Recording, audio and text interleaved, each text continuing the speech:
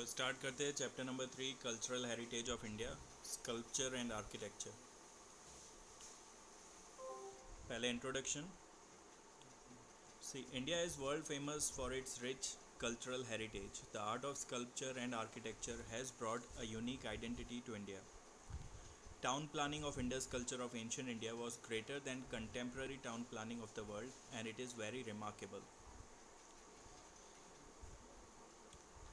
ठीक है, इंडिया जो है वो अपने कल्चरल हेरिटेज के लिए वर्ल्ड फेमस माना जाता है।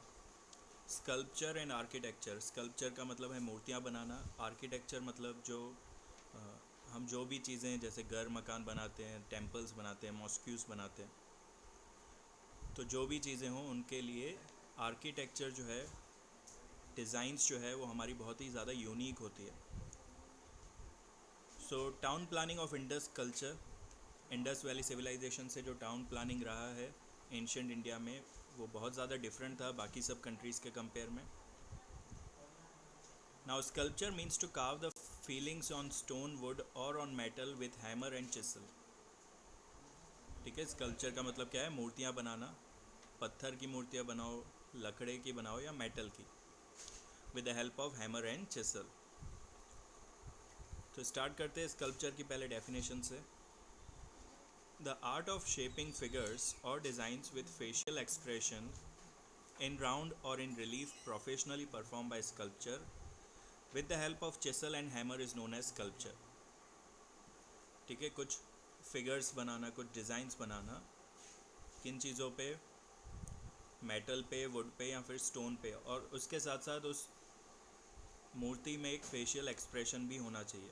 कोई ना कोई एक्सप्रेशन जो हम सोच रहे हैं, जो हमारी फीलिंग्स है, वो हम उस मूर्ति के थ्रू लोगों तक पहुंचाते हैं।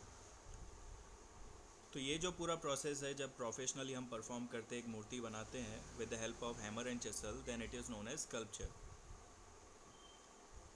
आर्किटेक्चर, तो आर्किटेक्चर की सिंपल मीनिंग कही जाए तो it is construction. The word vastu is use for architecture in Sanskrit language and it is very much renowned. ठीक है, हम सब जानते हैं वास्तुशास्त्र, यानी जो भी हम चीज़ें बनाते हैं उसको एक प्रॉपर डायरेक्शन के हिसाब से उसको अरेंज करते हैं। In this reference, art of constructing building, houses, towns, wells, forts, minarets, temples, mosques and tombs is called architecture.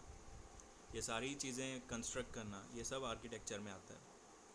Skill of architect is seen in the art of his architecture, उसकी skills हमें दिखती हैं उसके architecture में।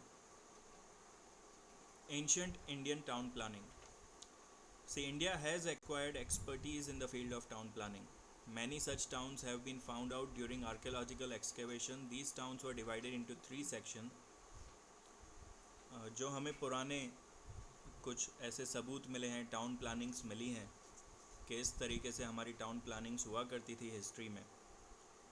जो excavation work होता है, ज़मीन खोदी जाती है, उसके हिसाब से कुछ सबूत मिलते हैं, तो हम थोड़ा सा इमेजिनेशन करके एक पूरा टाउन प्लानिंग जानने की कोशिश करते हैं। तो जो हमारी पुरानी टाउन प्लानिंग्स थी वो 3 सेक्शंस में डिवाइडेड थी। पहला है फोर्ट ऑफ रूलर्स, यानी टाउन प्लानिंग में सबसे बड़ा पोजीशन पे टाउन ऑफ रूलर होता था, फोर्ट ऑफ रूलर होता था, यानी किला। ठीक है, रूलर्स का जो भी राजा महाराजा हुआ करते थे वो सबसे ऊंची पोजीशन पर हुआ करते थे। हाइट में भी वो उनका घर मकान जो है वो बड़े महल जो हैं ऊपर बने हुए होते थे। सेकंड पोजीशन पे आता है houses of administrative officer situated on the upper part of town. फिर थोड़े अपर पार्ट, सबसे ऊंचाई पे सिटाडेल पे फोर्ट ऑफ रूलर्स, फिर आता है हाउस ऑफ एडमिनिस्ट्रेटिव ऑफिसर्स, मंत्री वगैरह सब लोग, मंत्री, और जैसे अभी पुलिस वाले होते हैं तो उनके सेनापति एंड सेना जो है वो सब अपर पार्ट में। फिर नीचे लोअर पार्ट वाले में कॉमन पीपल। तो देखो, fort for rulers were constructed on the upper part of town. The upper part of town is safe and protected with houses having 2 to 5 rooms. वहाँ पे लगभग 2 से 5 रूम वाले घर मकान बनाए हुए होते थे। जबकि नीचे वाले जो कॉमन लोगों के लिए होते थे are mainly constructed with handmade bricks, तो उनके घर मकान कच्चे भी होते थे, नंबर ऑफ रूम्स भी कम हुआ करते थे। People of Indus Valley civilization has developed many more beautiful and systematic towns than many other civilizations of the world from the archaeological point of view. Among all of the Harappa and Mohenjo-daro had best town planning. अब हमारी Indus valley civilisation में बहुत सारे अच्छे अच्छे towns बने हुए थे बाकी कंट्रीज़ के कंपेयर में. इनमें भी जो 2 टाउन उन्होंने सबसे अच्छे बनाए थे, एक था हरप्पा और दूसरा मोहनजोदारो. तो पहले मोहनजोदारो की बात करते हैं. In 1922, archaeologists named Rakhaldas Banerjee and Dayaram Sahni found out remains of huge town planning during excavation work which was being carried out under the guidance of Sir John Marshall and Colonel Meek in Larkhand district, which is now in Pakistan, of Mohenjo-daro. तो जो हमारा Mohenjodaro town जो मिला था वो 1922 में उसके कुछ सबूत मिले थे. कौन से इंडियन आर्कियोलॉजिस्ट ने ये फाइंड किया था? रखलदास बैनर्जी और दयाराम सहनी ने. और उस टाइम पे क्योंकि ब्रिटिशर्स का राज था तो वहाँ के उनके ब्रिटिशर लीडर थे sir John Marshall and colonel Mac. Larkana district में ये टाउन मिला था जो अब पाकिस्तान में है और मोहनजोदारो नाम दिया गया है उस टाउन प्लानिंग को. Mohenjodaro means the heap of डेड्स.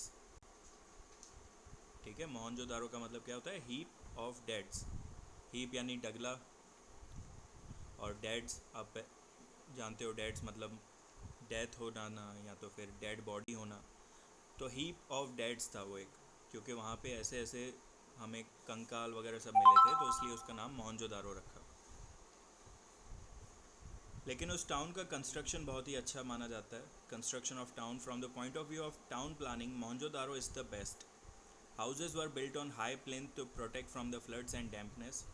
जो घर मकान बनाए थे काफ़ी अच्छी हाइट पे बने हुए थे ताकि जो भी फ्लड्स आती हैं तो उससे उनको कुछ नुकसान ना हो.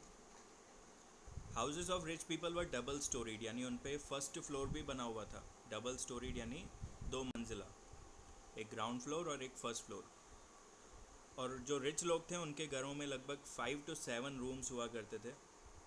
While those of poor people were single storeyed, यानी एक ग्राउंड फ्लोर ही होता था और 2 से 3 रूम हुआ करते थे. द टाउन वॉज फोर्टिफाइड यानी चारों तरफ से दीवार बनी हुई होती थी. एक किले की तरह पूरा टाउन फोर्टिफाइड हुआ करता था. तो चारों तरफ एक अच्छी दीवार बनी हुई थी जिससे कोई भी दूसरा इंसान जो है वो इनके टाउन में ना आ सके.